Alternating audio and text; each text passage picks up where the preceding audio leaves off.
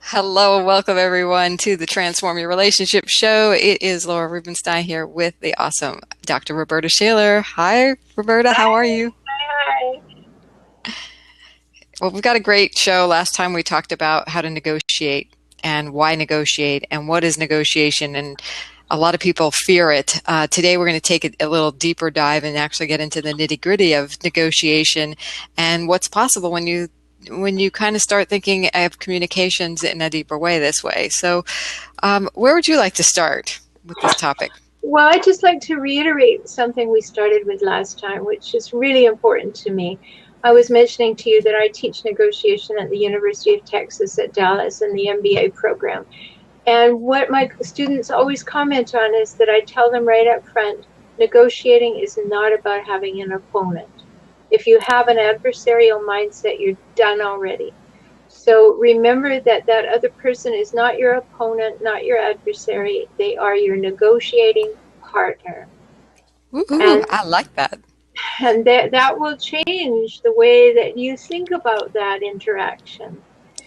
Because you both want something, and the point of a negotiation is to decide, if we can give something to each of us, if we can both walk away with what each of us wants or part of what we want, we have a much more successful negotiation that will take care of the relationship as well. In cases, and this is what we talked about last week, so I certainly invite people to go to our YouTube channels and find that. But it, if you are in a negotiation where you will never see the person again, such as a car salesperson, and you don't care about the relationship, that negotiating partnership will be more about you getting what you want than about them. That's the way we have to think through our negotiating before we do it. Yeah, and I think it's not a cold and hard thinking process here. I think we think about, okay, what are the negotiations we have in life? And then how do we want to be in that negotiation? But like we've got contracts to negotiate, salaries to negotiate, partnership agreements, business relationships. We've got, then even if you're in a personal relationship, you're deepening that relationship, whether you're becoming exclusive, or you're getting married, or you're getting divorced, or you're taking it to a different level somewhere. um, I think there's something to consider here when what you just said was, the other person, regardless of the type of negotiation, is not your opponent necessarily. What would be the benefit of thinking about someone like in a one-time transaction, of thinking of them as a partner? Well, there is a benefit because it allows you to be you at all times. You don't have to turn up the heat on, I'm going to get the best deal possible and see what I can get away with. Because that, for some people that's fun. I don't know. I don't like living with myself after I've tried to take advantage of anybody. So I think that, thinking of the car salesman as your negotiating partner is also very helpful because you take the edge off it. You recognize that they're trying to get every penny they can, and they have a wide margin, and they're just seeing how much of their money they can keep. Yeah, I totally agree. I think it's also a good paradigm shift for thinking about salespeople. I like to think about them as educators, because I'm going to see what I can learn from them, and then I'll make a decision. Oh, that's And, really good. Yeah, that's a and great shift, Laura, because then you don't feel put upon when a salesperson starts to talk to you. right. In fact, there's something I want to get from them, um, that may or may not result in a sale, depending on how well they educate me and they treat me, oftentimes will determine whether I will do business with them. So it's kind of an interview process for me, and an educational process. And if I can learn enough from them and they have the quality I'm looking for, then I will hire them or buy from them, as the case may be. So, we can look at negotiation now, and if somebody has really good negotiation skills, that's another thing one could learn.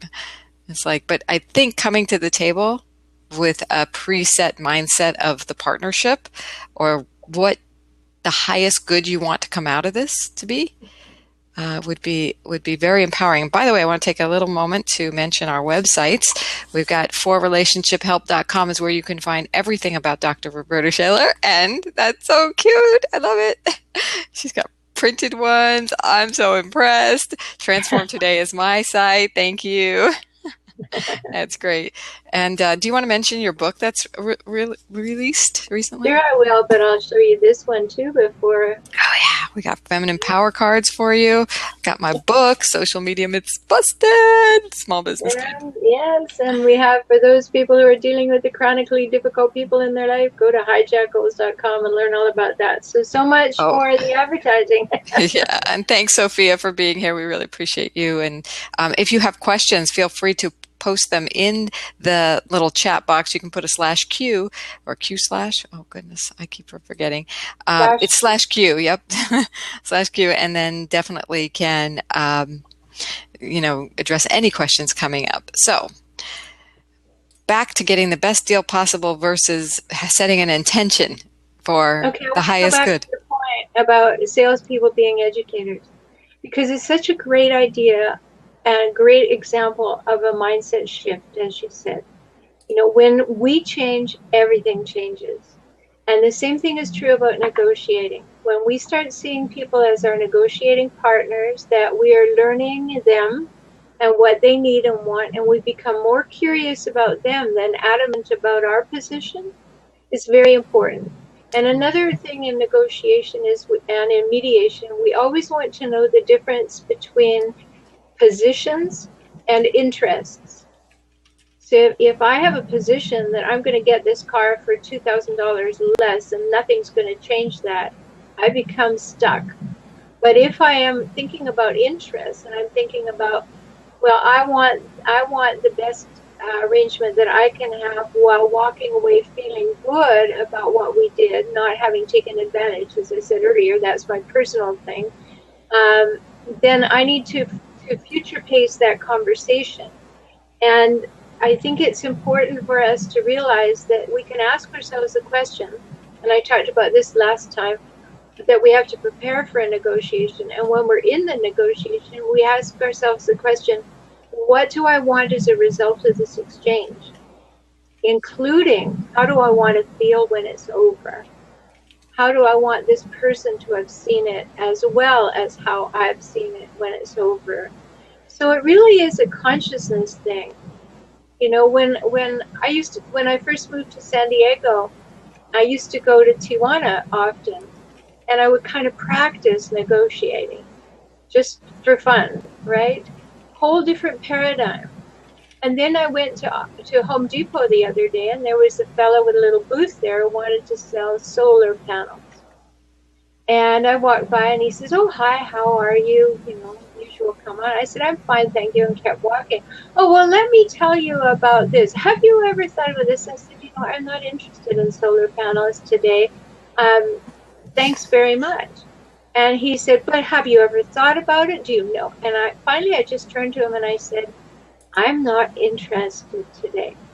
So his desire to negotiate or educate me was much higher than my willingness to be involved. And so that's an important thing to know too, is when to quit, because he just didn't want to back off. And so there was no negotiation because he didn't engage me initially. And if you're going to negotiate with anyone, you first have to have engagement. And I remember being in Bali, that brings up, like, when someone is not negotiating, I don't know what the word is, but this woman, she grabbed my hand. She says, "One more sarang, lady, one more sarang. Please bring me good luck." And I just wanted nothing to do with that. I couldn't even get to a generous space because I felt so demanded, but manipulated, like wanting to manipulate me, from guilt to holding me, there was just this whole sense. And these are the most peaceful people, so I didn't understand how that culture could have that in it, but it's very present. It happened more than once, pretty much everywhere you go to buy something. So there's a desperation in there that sometimes, if you're feeling too desperate, I think the lesson is there, that can thwart a negotiation. Yes, and again, reiterating last time, I said that when you prepare for a negotiation, before you ever begin it, given that you know it's going to happen, you prepare three things: your ideal settlement, your acceptable settlement, and your walkaway. So you know at which point you're going to walk away from the conversation. And that's imperative. That woman did not want you to have a walkaway. She was not going to honor or respect the fact that you had said, no, I'm done.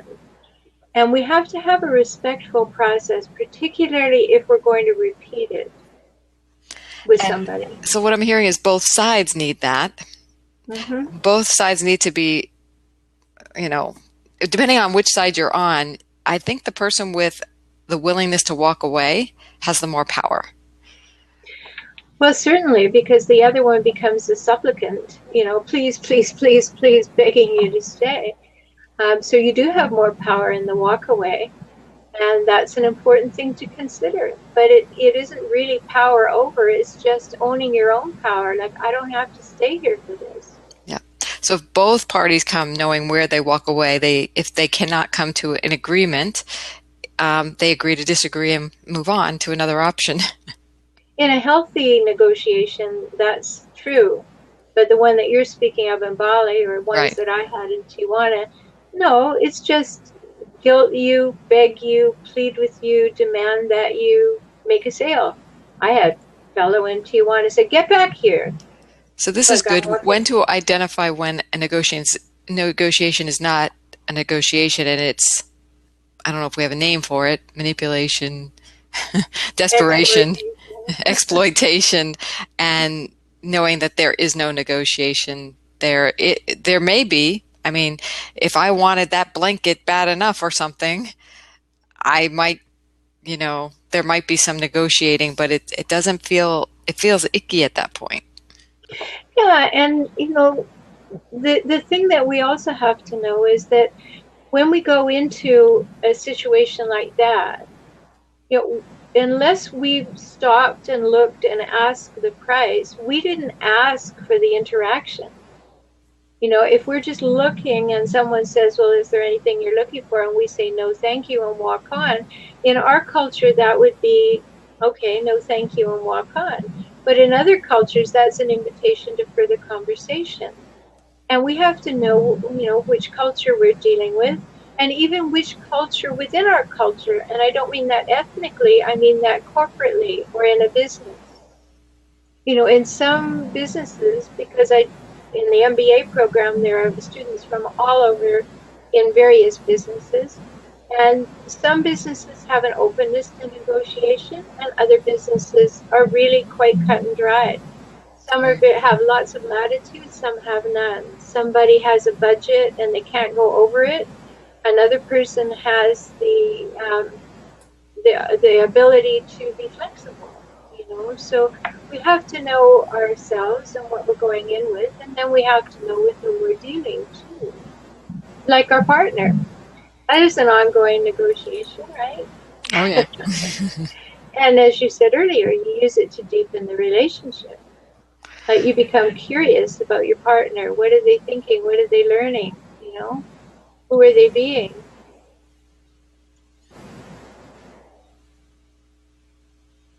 And then you refine that understanding how to negotiate with your partner. Yes, indeed. I love that. So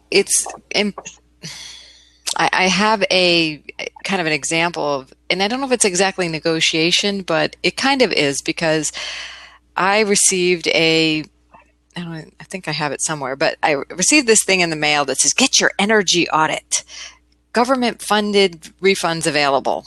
Okay. And find out okay.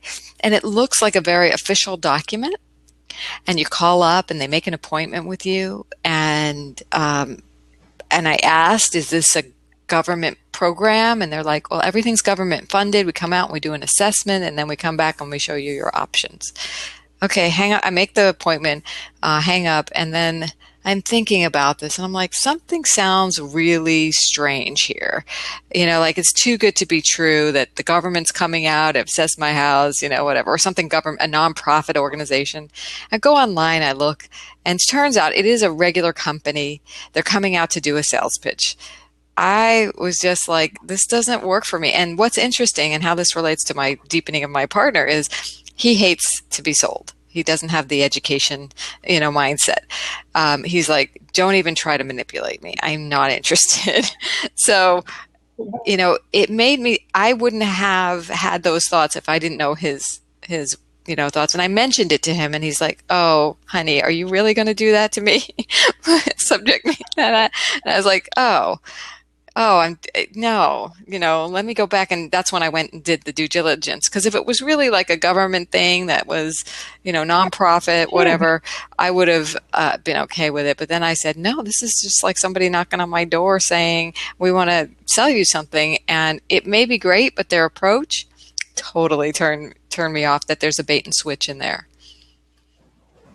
Yeah, and there you have it. I mean, it's all in our approach, isn't it? Like if we say to somebody, I want you to do this and I want you to do it right now, then we sound like their mother. But Yeah, what's wrong with that that? approach, that approach doesn't work very well for most adults. But if we say, here's something that I would like to see done, how do you think we could approach getting it done or doing it ourselves? That's a whole different negotiation stance. Right? We're opening the possibilities rather than making them narrower. Right? If there's only one outcome that's acceptable, then we're not going to have much of a conversation, and we may not like each other when it's over. But if there's wiggle room and latitude and options, then we both feel we've participated, we've had some input, we've made a decision that we can live with. And that's extremely important. Yeah. You know, Yeah. So knowing, how to honor the relationship, how to honor the negotiation process, how to honor yourself is kind of the dimensions that this topic gets into it. You mentioned something about mutuality last time. I think that's kind of what we're talking about here. Is that right? well, it kind of is. Mutuality is a concept that I talk about in my book, Kaizen for Couples, Smart Steps to Save, Sustain, and Strengthen Your Relationship. And in there are 6 relation steps, as I call them. And if you want to have a wonderful, reciprocal, mutual, loving, exciting relationship, you have to have mutuality. So it may or may not be part of all negotiations. But what mutuality is that I know you and I want for you what you want for yourself, and you know me and you know what I want, so you want me to help me get that too. And in that case, with a negotiation with someone that you do honor and care about and respect, there has to be mutuality. But if you're having a one-time negotiation, it's probably not highly likely. By the way, if y'all want to get her book, this is the site, forrelationshiphelp.com. Kaizen for couples. Awesome. Those 6 steps of, is it 6 steps of mutuality or are there 6 aspects? Relations. Relationships, and there is one of the 6 Is relationships. mutuality. Yeah. Yeah. So go ahead. Yes. Well, I think it's important for us to really make that distinction. If there are situations in which you don't want the relationship and you know it won't continue, then you may negotiate in a different way. But I don't like to close doors myself. So who knows who you're going to meet or see again. If you have a great relationship with your car salesman, you're going to go back to that car salesman.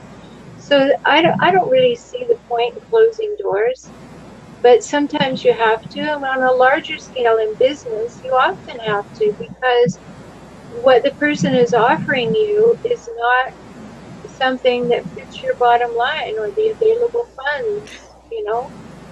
So you have to be honest about what you can do and be able to walk away if they can't participate. So I have a question. What do you think about the agenda?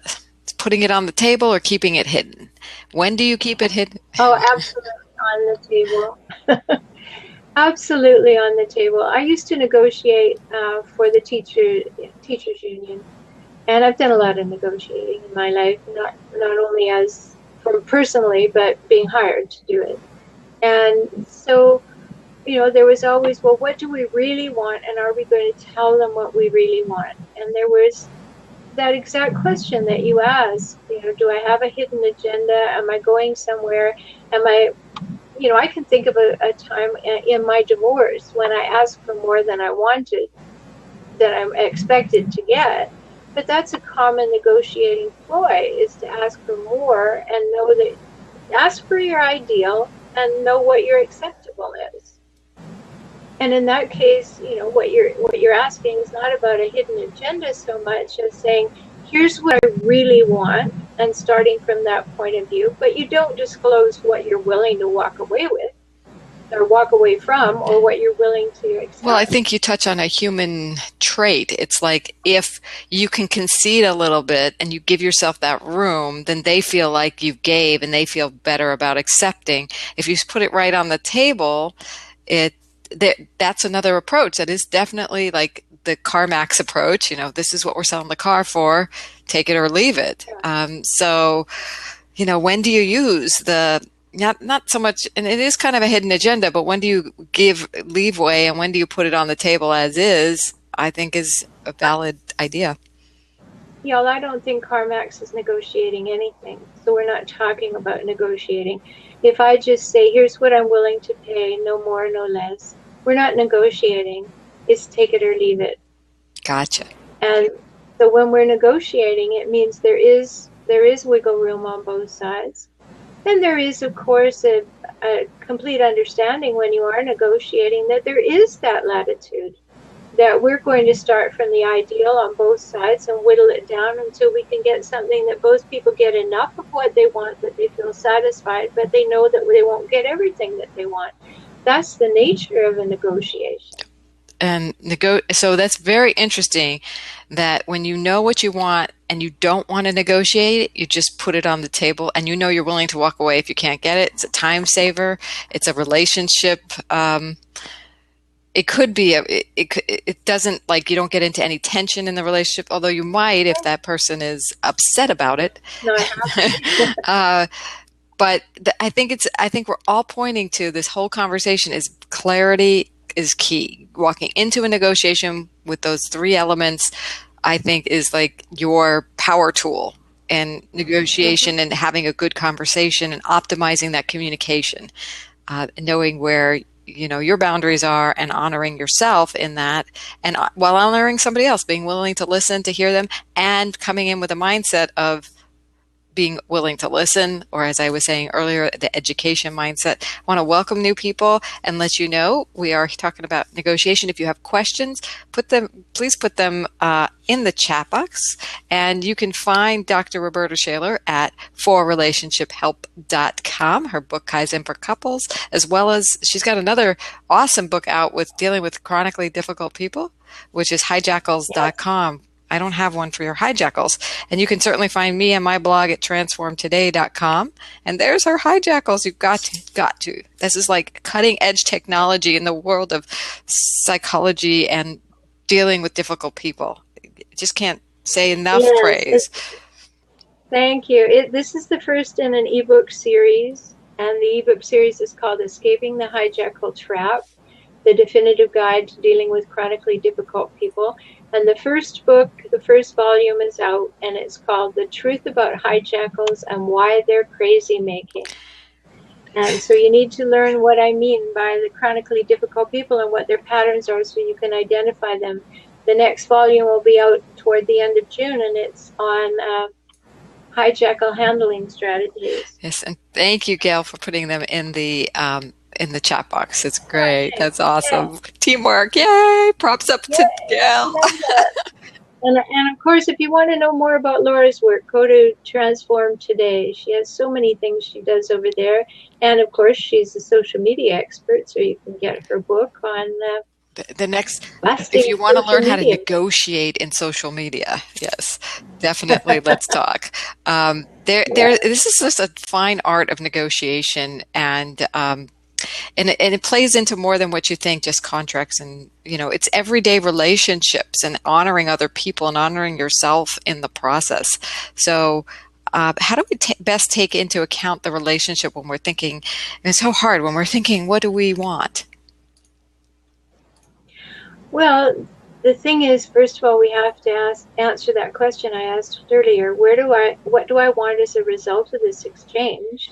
And then ask the question, where do I want to be with this conversation and relationship 5 minutes from now? So that you're thinking, okay, am I still keeping the relationship respectful? Am I still working in negotiation so that it's fair and equitable and we're going in a good direction and it's respectful too? Because when we want to keep the relationship, that has to be primary to the negotiation, because you're going to have an opportunity. Maybe today you give a little more because you know the other person has a real need for it and you have a lesser need for it, because you know another time there will be a reciprocal arrangement where something is more important to you than them. So that's what you need to know, the relationship dynamic and the negotiating And I dynamic. think it also tells you about your relationship when you're willing to give, and then, over a period of time, does this get reciprocated? Because I think we run into sometimes it's two ends of the spectrum here and then everybody else in between.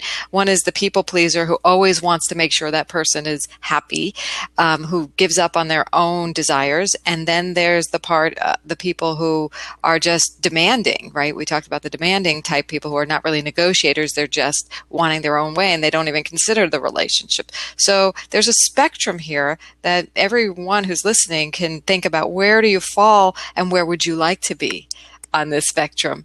And you can monitor yourself and then also notice in your partner, if it's a personal negotiation, if it's negotiation on an everyday basis in your family or close people in your life, what is the reciprocity? And that might inform future negotiations. So Rhoberta, comment on that, how people react in negotiation informs their future relationship or ongoing Well, I relationship, think because you have a I lot of think you said experience. it really well, Laura. I mean, when I think of the people that are in the MBA program where I teach, they're going to negotiate with vendors, with shippers, with potential clients.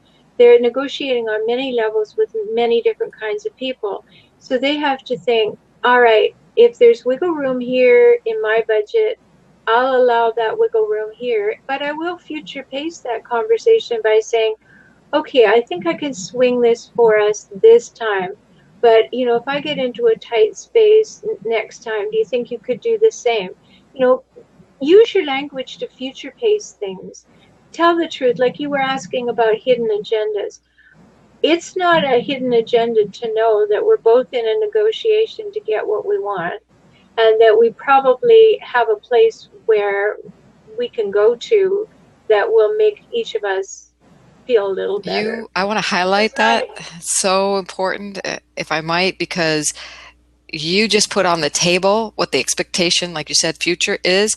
But sometimes we think in our head those thoughts and we forget to say them, and we've made an agreement with them, or we think they've made an agreement with us to reciprocate. And if you don't put that on the table, you're shooting yourself on the foot, and you have this uncommunicated agreement that they had no idea they agreed to. So I And just, then when they don't do it, you're just full of resentment.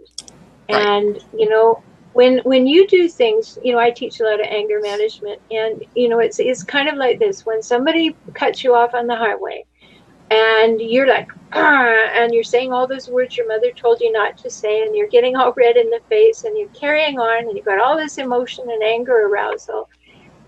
That's your self-talk that you're doing it with. And I tell my students, and I share it with you, that's like taking poison and hoping the other person dies, right? Big. And the same thing, when you have an unwritten expectation in your head, an unspoken, unwritten, uncommunicated expectation, and then you're expecting the other person to live from it, you're just setting yourself up for resentment. So it's very, very similar.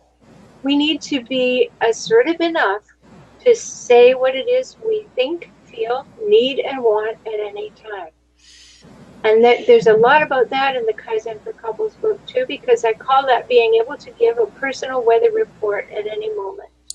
And you want to be able to do that in a negotiation. Say what needs to be said, for sure. So good point, Laura. Yeah, and what you're pointing to, you have to be able to know what your personal weather report is, and we've talked about that on other blabs, so please watch the videos in our blab here, is about practice. I just want to say practice this stuff.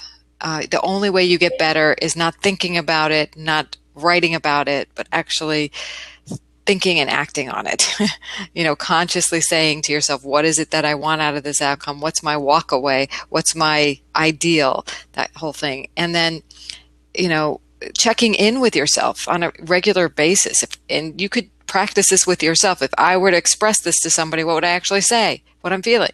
What am I feeling in this very moment? And when we can self-identify, we can communicate better. Go ahead.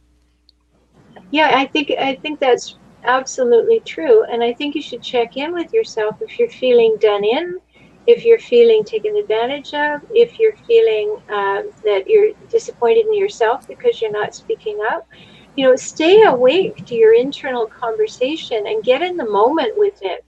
Isn't there anything worse than going away and saying, oh, I wish I'd said this, or, oh, I wish I'd done that?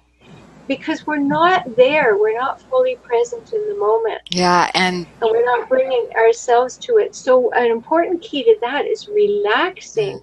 Don't think of negotiation as, teeth clenching. Think about it as a negotiating partnership where you can relax and just have that back and forth. It's usually not life or death.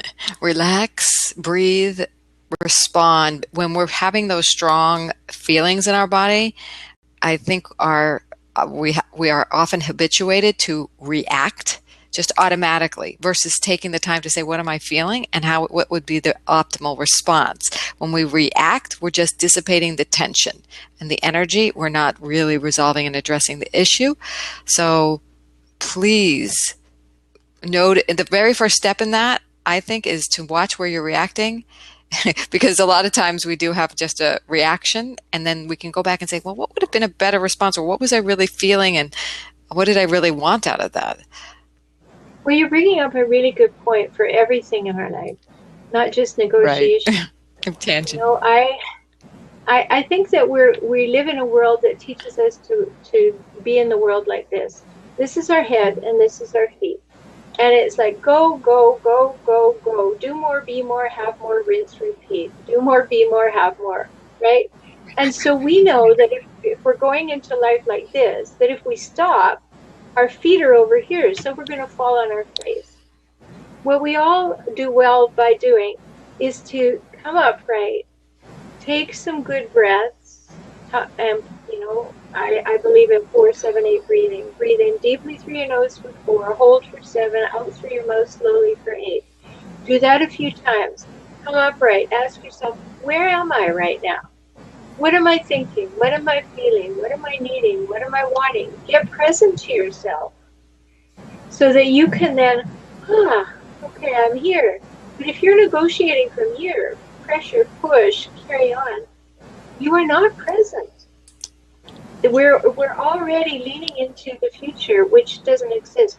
So at all times in our life, it's really worth coming up here and saying, okay, what just happened? What is happening? How do I feel about my day? How do I feel about my relationship right now? Get in touch with yourself. Yes. It's really a good practice. And your life will change dramatically when you do it. Or when you remember to do it. And that's a perfect place, because next time in 2 weeks, we're going to be talking about, are you really communicating? So what I'd love is for people to take this little exercise of the breathing and checking in, come back, tell us what you learned from yourself, and then let's talk about how to communicate, knowing what we know about ourselves. Yes. So and Yes. and so we need to wrap up today, but just again, to get a hold of Rhoberta, go to forrelationshiphelp.com. Her books, the Hijackal book is at hijackals.com. I think it's in the chat box. My blog is at transformtoday.com. And you've inspired me, Rhoberta, to get those. Very, very cool. I'll Okay, type it out. I'm one of these. That's And great. let me just give a little plug here. Today I'm starting a blab myself, a relationship help Q&A, where you can call in and ask your questions. And I'm going to be doing that at noon. So if that interests you, In um, Pacific. noon Pacific time. And I don't know what I can do to tell you where to find that, but Is it I is guess, your handle Rhoberta at Rhoberta Shaler at your own personal blab channel? yeah, just Rhoberta Shaler. Mm-hmm. So, So I guess folks could go there and find that. yep. I'd love to have you you drop by and ask any relationship questions that you have. That's awesome. Thank you for being that resource. We will be back with you in 2 weeks for our topic on Are You Really Communicating and how to deepen your communications. Thanks, everyone. And a little secret about that, Yes. we're going to talk about the difference between communication and communicating. That's my little bit. I want to get into that next Ooh, time. we'll leave them with a juicy hook. I love it. All right, come back. We want to see you. Thank you so much for being here. Yes.